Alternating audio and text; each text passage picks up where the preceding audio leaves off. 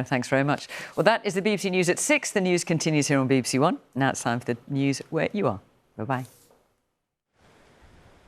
Thanks, Fiona. Tonight on Look East, we're live from Lowestoft. Coming up on the programme, tributes have been paid to 2 more people from the region who've been identified as victims of the Air India plane crash.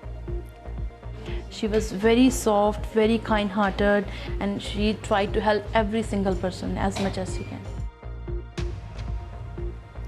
As the government prepares to spend billions on new infrastructure across the East, we ask, why do these projects take so long? I'm in Newmarket as trainers in the town prepare for Royal Ascot, racing's biggest global meeting. Well, after a very wet and stormy weekend for some of us, it's quite a different picture as we head into this week. A great day for an ice cream too, but I'll have all the details for this week at the end of the programme.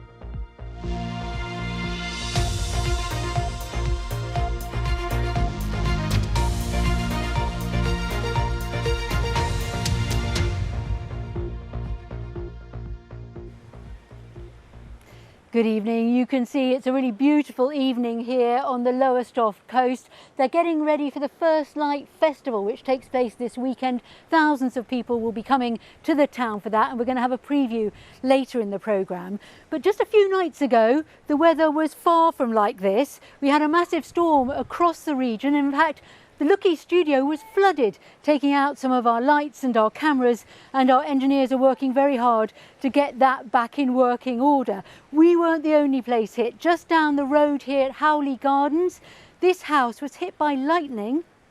You can see the damage done by a fire in the roof. Fire crews were called to that. Now we're going to have an update on the weather forecast, of course, at the end of the programme.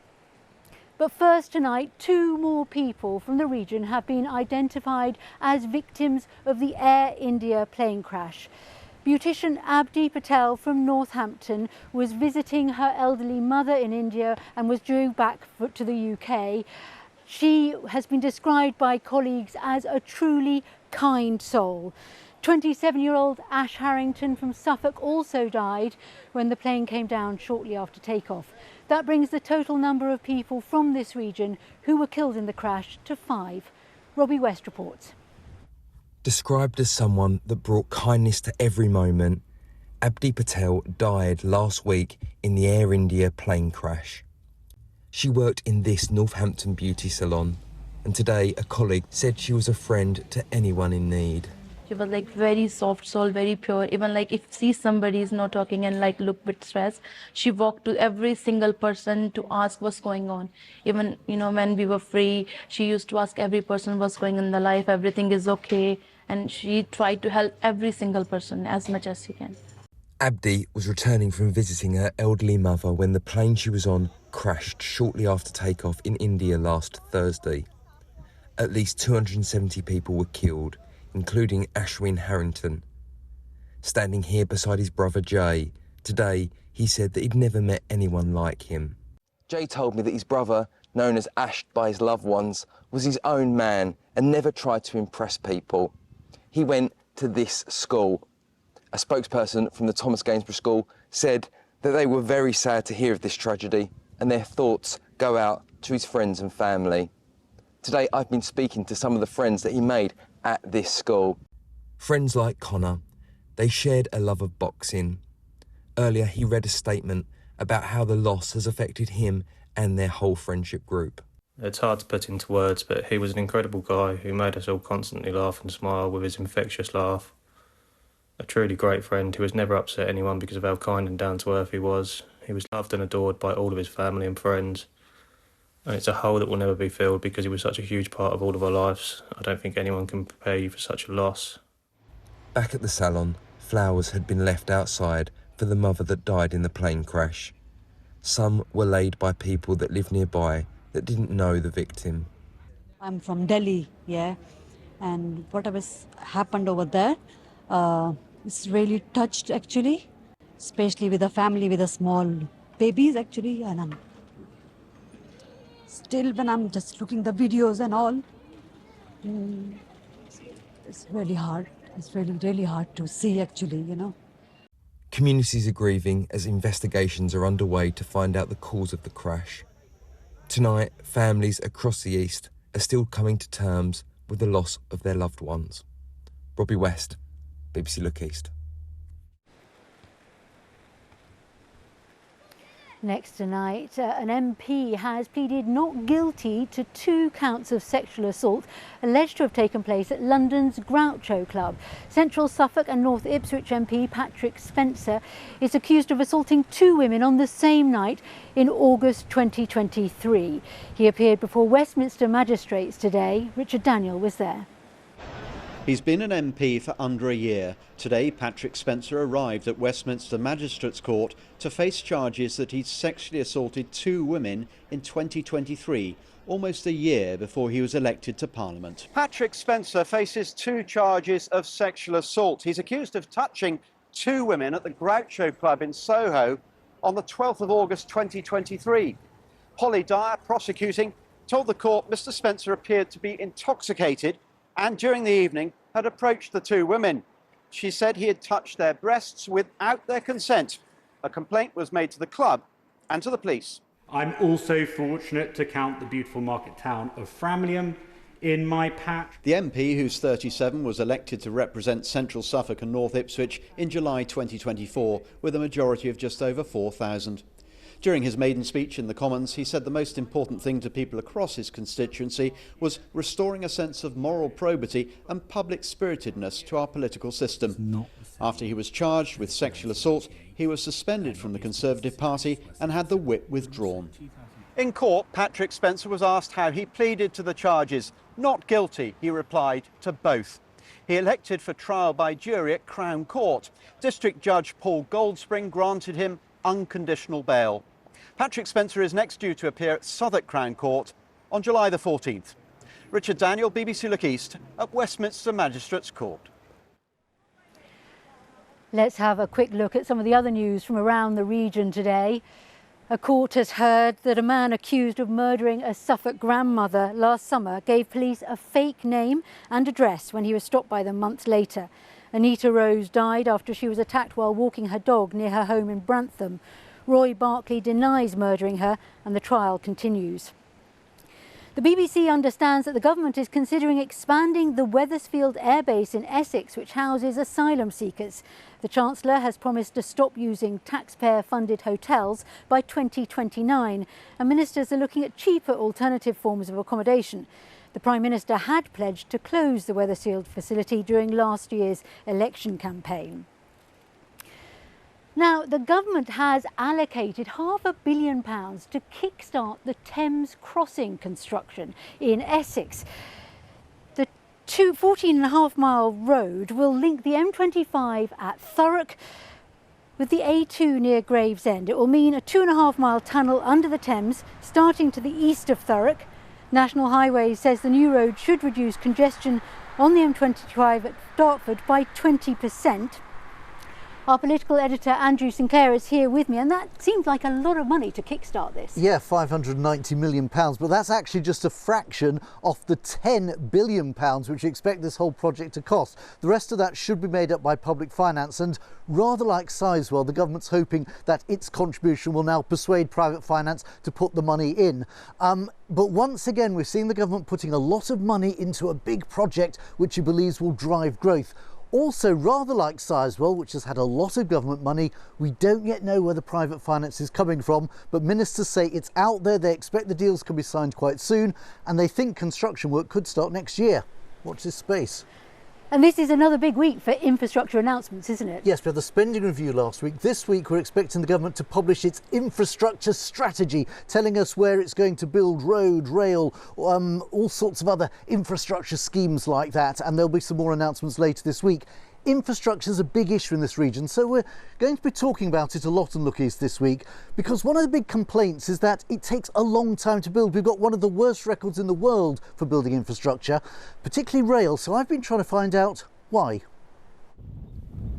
This is the Ely North Junction in Cambridgeshire. 5 lines from across the region intersect here.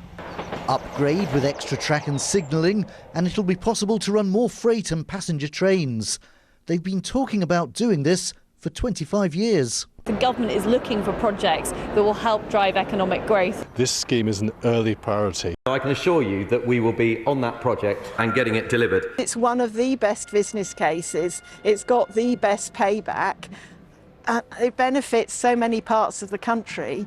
Nobody understands why it doesn't just get done. Ely Junction has come to epitomise the problems of building infrastructure in Britain.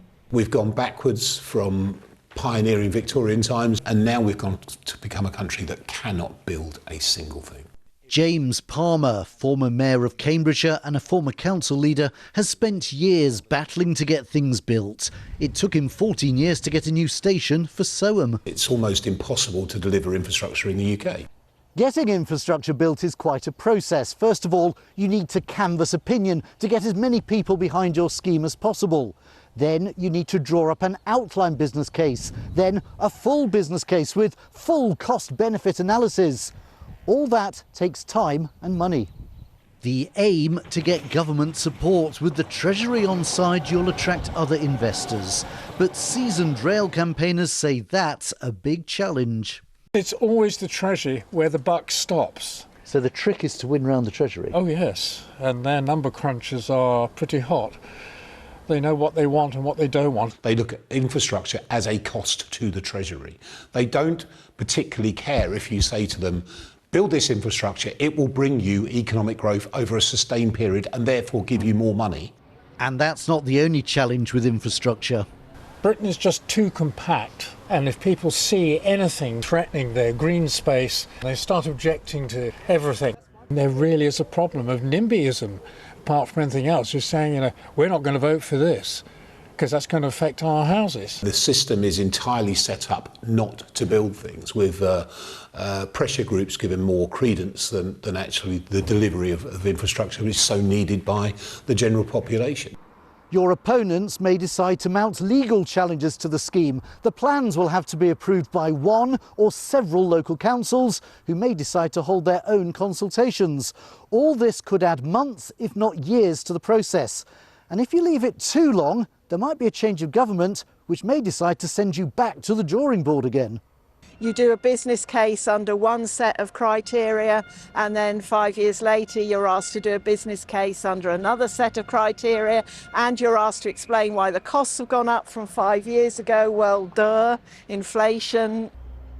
The government has just changed the law to try to speed up the planning process, giving councils and objectors less of a say and more power to the Transport Secretary. We want more projects to be at the national infrastructure level. So essentially the Secretary of State says, yes, we've reviewed all of this evidence, yes, this can and should go ahead, because it is in the interests of our country. But even then, it will still take years to build big projects. There are unique challenges with Ely. The land is soft and hard to build on. 2 level crossings will need to be replaced, and the bill is now £500 million. But campaigners say it can be done, if there's a will. Andrew Sinclair, BBC Look East, Cambridgeshire. Well, all this week we're looking at infrastructure projects across the East. Tomorrow we're going to look at housing developments and the pressure that can put on local amenities. And if you want to know what's going on in your part of the region, you can go online to the BBC website, where there's a map you can look at. If you just go to your local section, it will all be there. Stay with us, there's lots more to come on tonight's programme. As thousands of people prepare to come to Lowestoft for the First Light Festival, we'll be looking at why some similar events have had to be cancelled.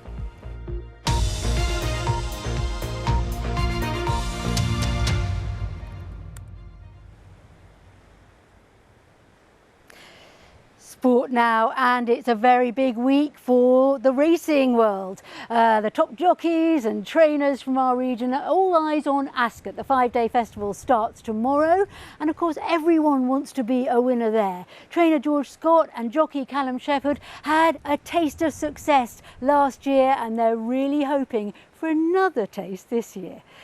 Tom Williams reports. For George, it's all go. Does he give you a feel? Royal Ascot starts tomorrow. 5 days of racing on the global stage, the biggest week of the year. Vocal, snotty, was he? Feedback this morning, all crucial. What are you looking out for? Just want to see sort of fluency of action. This is actually a horse that's going to run at Royal Ascot here, cantering up, called Gaga Mate. With 90 horses in training at Eve Lodge stables, lots to do. 10 are heading to Ascot. Yeah, this is Stare. She's a 2-year-old filly. She's only run once, and she won very impressively at Yarmouth. She's one of the favourites, so obviously we'd be hoping for a big run from her. It's like no other week in racing, and I think you could sort of equate it to sort of FA Cup finals and Ryder Cups and things like that. It's a one-off fixture. The buzz was unlike anything I've ever experienced. Pride of place on the wall, a picture of Callum riding Isle of Jura to victory last year, his first Ascot success. Best moment I've ever had on a horse, best moment I've ever had in sport. I can sort of picture the looking to the crowd, celebrating, just something that really has stayed with me, and I'll cherish it for forever, I think. Callum rides out 2 or 3 times a week for George. Their relationship, a crucial one. The workload means limited time together. It works on a basis of trust. You know, Callum knows that I believe in him as a rider, and fundamentally he goes out and rides the horses in the manner which he sees fit. The life of a jockey it's not easy. You know, it's a lot of travelling and a lot of you know, even just fundamentally riding a horse at 40 miles an hour in a group of other horses. You know, it's an art. We just really do have an excellent working relationship. Obviously, we've had success, all over the world now, and we understand each other very well. And mornings like this, where you're not out racing, you're out riding, you don't get paid for this morning, presumably, just being here. No, but I get rewarded pretty well on the track. You know, I've got access to some wonderful horses. I think the confidence that you take from having been and done it before actually puts you in a good position to sort of go and do it again, I think. Once you've done it once, you want to do it again, believe me. They had the winning formula last year. All eyes will be on them again, hoping it'll be champagne they're spraying after. Tom Williams, BBC Look East. Good luck to them. I tell you what, I've been wondering whether I had time to run down and actually stand in the sun. It's getting a little bit chilly here now. The wind has picked up.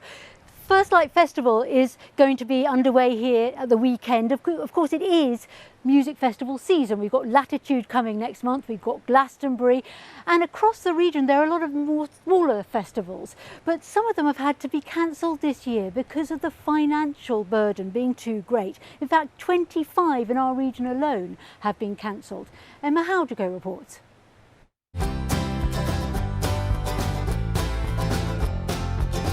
Every year, thousands of people normally descend on this green space, the annual Cambridge Folk Festival. Now this year, the organisers, Cambridge City Council, said last year's event made a loss of £320,000. So they're not going ahead in 2025, but they do hope to return in 2026. Not having the festival is a big loss. I mean, you can quantify that in terms of money if you want, because it has over £2 million worth of value to the local economy. The big thing really is the event itself and what it means to people. It's a shared experience. It's a bit of a buzz and excitement, and so many of these things in a tough world are falling away, and yet valued so much. According to the East Anglian Festivals Network, 25 events such as Sundown, St Neots, Breakfast and Abbots Langley have been cancelled this year. For the up-and-coming bands and singer-songwriters, it's a place where they get to come and show off their talents. They need places to play. Many in the industry think the government could do more, such as reducing VAT on tickets and tax breaks similar to what theatres and orchestras receive. Local councils, they appreciate the value of events. It's not that they don't want to put these events on, it's they haven't got the money or the resources to put them on. And it's about funding from government. Another event cancelled this year was Strawberry Fair. Their costs were just too big to go ahead, but they have hope for the future. We are looking at different ways, reaching out to local businesses, maybe some sort of sponsorship, partnership. We've got that drive behind us to make it happen, yeah. Emma Howdigo, BBC Look East, Cambridge. Well, the First Light Festival here in Lowestoft is most definitely going ahead. It will be taking part all the way along the beach here, and it will feature the work of around 70 new or emerging artists. In a moment I will be speaking to one of the organisers, but first this from Debbie Tubby.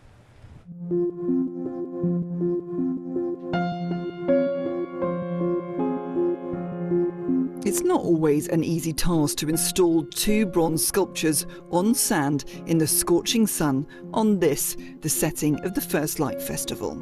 We are nervous, always nervous, but funny enough, it's not really about the safety or anything like that. It's really about going from inside a studio to outside in a landscape, and you suddenly see the sculpture for the first time. The figures are called Shimmer and Borrowed Breath, both designed and made by Suffolk sculptor Lawrence Edwards, who starts with a wax figure before casting in bronze. He's hollow like a chocolate egg, and I have a hot knife, and I cut out a leaf with a hot knife, and all the dribbles go down his chest. And I pull out that leaf shape and I stick it to the shoulder. And after a week of cutting and sticking, the figure begins to dissolve and it turns into something else. And it's a really thrilling way of making something. He's the same sculptor who's brought us the Yoxman, a towering giant of Suffolk's past. He was the first artist to present his work here on Lowestoft Beach with his giant walking men, this colossal bronze head bedded on the tide line, and now these. In art terms, I'm having a conversation with the beach and the sea. These leaf forms are almost like, for me, now looking at it, almost like pebbles. And it's almost like the shimmer, which is what it's called, is the shimmer of the water. And I imagine that this pulsating figure, which is kind of dissolving into the landscape, is going to dissolve into the sea and into the beach. I think it looks very good, yeah. In bronze and whatever. Yeah. Looks like it's just come out of the sea. Yeah. So, yeah. It's got kind of a leaf effect, and you can tell it's a man. We come down every year, don't we, and have a little look and see and everything ready for the festival. So looks really lovely and just nice to brings a lot of people here as well. The sculptures are centre stage at this year's First Light Festival, the only beachfront festival in the UK that's free. It shines that first light on this amazing beach and how beautiful it is. I mean, look at it, it's absolutely lovely. It's a lovely sandy beach. We see the first sunrise in the morning. There's great infrastructure in the town. It's a really great place, and the festival is all about shining a light on that. Thousands of people will see these shimmering near the shoreline, but they say they're not trying to make this festival bigger each year, just better. Debbie Tubby, BBC Look East, Lowestoft. It really is a beautiful beach, absolutely stunning. I have the co-founder Genevieve Christie with me here. So First Light was formed to put Lowestoft on the map, as it were, to attract people in, and it's well and truly doing that. Tens of thousands you're expecting. Yes, we really hope so. Yeah, we started First Light, 5 years ago. This is our 5th festival, and each year, we have seen it grow, seen people come, enjoy it, explore Lowestoft, and really enjoy, music, dance, visual art, all sorts of things that we put into First Light. We had a report about the kind of financial pressures on putting festivals like this on. This is a free festival, isn't it? So is it difficult to make it pay, as it were? Well, it was very important that First Light was free when we started it. It was about creating a festival that didn't have the barriers of expensive tickets, so that people, lots of people could enjoy it. And of course that takes a lot of year-round work. We have multiple funding streams. We became an arts council, what's called NPO, so we get funding for the festival through that, which is fantastic. And we have sponsors, and we work very hard to keep it free. I know the preparations have started. We've seen a little bit, but there's going to be a lot of work going on here over the coming days, isn't there? Yes, today is, sandbags, lots of marquees will go up, then the artists start arriving, the stages, the lighting, wild camping starts on Friday night on the beach, and it becomes this wonderful festival area, and it really brings the whole place alive, so it's magical. What are you most looking forward to this year? Well, we've got a new thing this year called HMS Doodle. So we have a theme every year, and this year it's about the deep sea and the sky. And we're going to have a sort of make your own boat for children to doodle on. And I'm really looking forward to that this year. Wonderful. And you are hopefully going to have some great weather. Jill is the expert on that. Let's find out from her. No pressure at all then, eh, Susie? Because it really did rain. We had a lot of thunderstorms, didn't we, through the course of the weekend. But really, we've started the week on a very different note. Blue sky and sunshine for many of us today. This was Bedford a little bit earlier on. Not a cloud. How delightful. And by the coast, apart from it being slightly breezier, as you'll already have been noticing, Lowestoft earlier looked a little bit like that. So beautiful, settled, warm weather. A little bit more cloud for some of you. This was Cambridgeshire. So we have seen some, but really nothing very substantial at all. And it means our week looks a bit like this. It's going to turn increasingly warm. It will be staying dry along with that. Plenty more of where that sunshine came from, with the warmth peaking as we head towards the weekend. So more on that in a moment. Let's have a look at the pressure chart, because it's all thanks to this area of high pressure. It's down to the south, pulling up this much warmer air from the continent. So we're going to see those orange and yellow colours on our map through the rest of this week. But for tonight, it's looking dry, settled and largely clear. Again, not really any cloud as we head into the early hours, and it's going to feel quite mild as well. So I'd say between 11 and 13 degrees, a little bit of a westerly breeze as well picking up, but largely only noticeable on the coast. So as we look at the satellite through Tuesday, you can see it's a little bit cloud further north. It may just drift a bit further east. Parts of North Norfolk may be getting a little bit more, but I do think largely as we start the day with plenty of blue sky, that is probably how we'll finish. And plenty of that settled, dry, fine, bright weather to come tomorrow. 26 degrees, potentially close to 27 if you're a little bit further to the east as well. There goes our high pressure staying with us into Wednesday, Thursday. It does move a little bit further north and east, but still close by as we head towards Friday and the weekend, which is of course where we're going to see our temperatures peaking. If we have a little look at Wednesday, now I've put Cambridge on the map there for an example, but really even surrounding it, plenty of sunshine, nothing really apart from that brightness.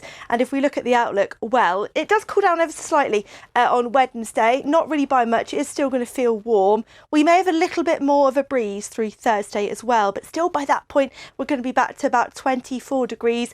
Lots of sunshine, high pressure is going to be dominating into the weekend. So you'll notice the temperatures. I know not everyone loves the heat, at least we're keeping the sunshine. By Saturday, Sunday, 27 to 29 degrees. Wouldn't be surprised if we caught a 30, and of course that could very well put us in heat wave territory for some of us across our region. So plenty of sunshine to look forward to as we head through the course of the next few days, and getting warmer as we head towards the weekend. Susie? Jill, you know how you always say it's cooler on the coast? I know what you mean. Have you got Cardi? It's getting quite chilly here at the moment. Oh my goodness me. But at least it's not pouring with rain. As I said at the beginning of the programme, Lucky Studio was flooded in the storm at the weekend, and so we are out of action at the moment. We're going to be in a temporary studio for our late bulletin tonight and our breakfast bulletins tomorrow, and hopefully back to normal as soon as possible. But from the Lowestoft team, goodbye.